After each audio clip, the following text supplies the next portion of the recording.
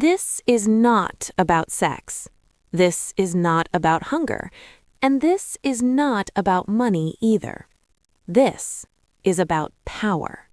About how power brings out the beast inside a human being. Human beings naturally evolved with certain breaks in order to live in society. Those breaks are shame, fear of others' judgment, fear of law and punishment, and finally, the desire to protect one's name and reputation. But what happens when a person rises to a very high level, when they gain political power, celebrity status, wealth, and the ability to influence people? Slowly, those breaks begin to fall away, because powerful people are rarely told no. No one stands up to them. No one questions them. Often, the law itself is in their hands, and whatever they do, millions of people praise them and glorify them.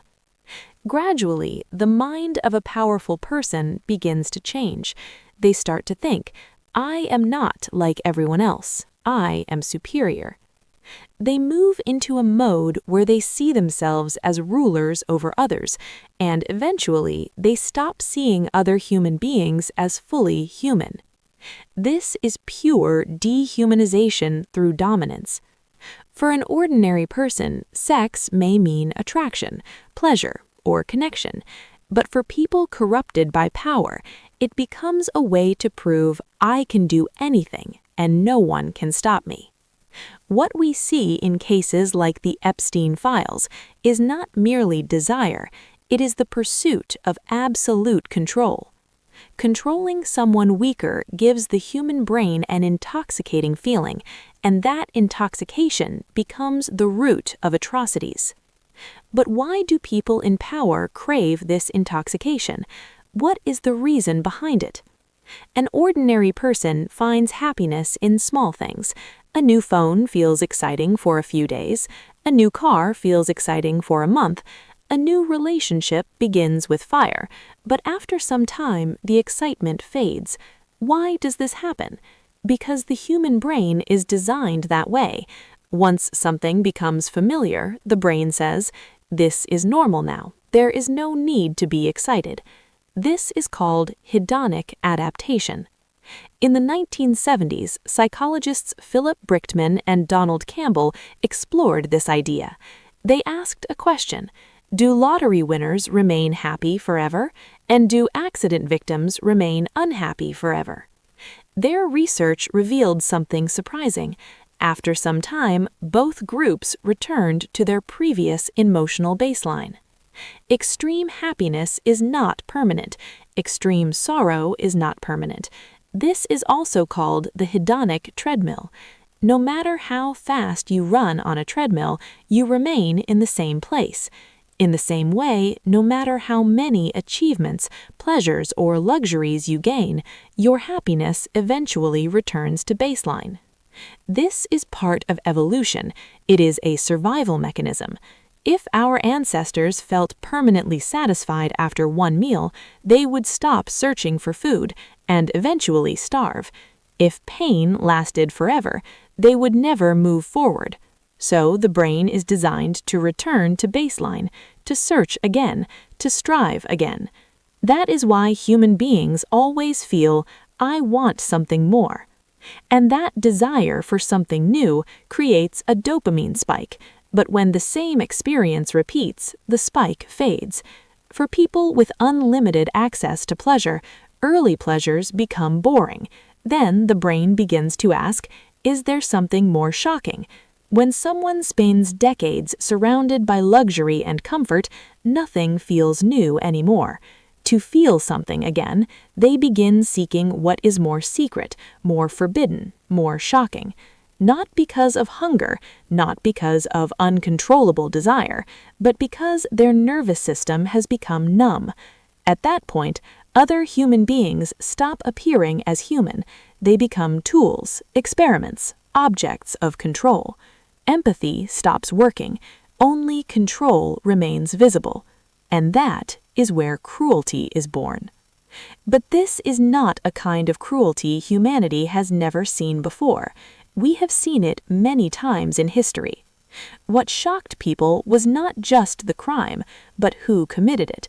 Not monsters, not ordinary criminals, but intelligent, influential, respected people. People admired daily, people seen as heroes, people who inspired ambition, people who changed the world. But there is one truth. Intelligence does not stop evil. Sometimes it only helps justify it. People can bury their conscience under arguments and awaken the primitive instincts buried deep inside. When ordinary people become violent, it becomes war. But when intelligent and powerful people lose their moral compass, cruelty spreads like a wildfire. Without awareness of hedonic adaptation, the human mind can drift toward extremes. Until now, we spoke about them, we judged them, we felt disgust, and we felt that we are better. But here is the real question. Today, you and I are ordinary people. We are satisfied with small comforts, small pleasures, a normal life. But tomorrow, if we gain immense power, will we remain the same? Are you certain that power will not change you, that it will not release the instincts hidden inside you? In 1971, at Stanford University, psychologist Philip Zimbardo conducted an experiment. A mock prison was created in a university basement. Ordinary college students were randomly assigned roles, guards and prisoners. None were criminals, none were mentally ill, all were normal, educated young people. The experiment was planned for 2 weeks, but it had to be stopped in just 6 days. Why? Because the students acting as guards began to humiliate and psychologically abuse the prisoners. The prisoners broke down emotionally, some fell into depression, some surrendered completely. Everyone became absorbed in their roles. No one was pretending anymore. On the first day, the guards felt curious. On the second day, they felt power. By the third day, that feeling of power became normal. By the fourth day, they began seeking something more extreme, and cruelty began to appear. Zimbardo concluded with a powerful insight. A good person does not need a big reason to become cruel. Give him power and the right environment. That is enough. So the point is this.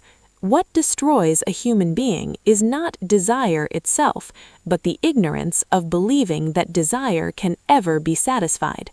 Pleasure itself does not corrupt a person, but when a brain addicted to pleasure begins asking, is there something more shocking? That is when corruption begins. And finally, I used the phrase, the beast inside humans, but perhaps that comparison is unfair to beasts. Animals never go beyond their nature. Only human beings can fall far below theirs.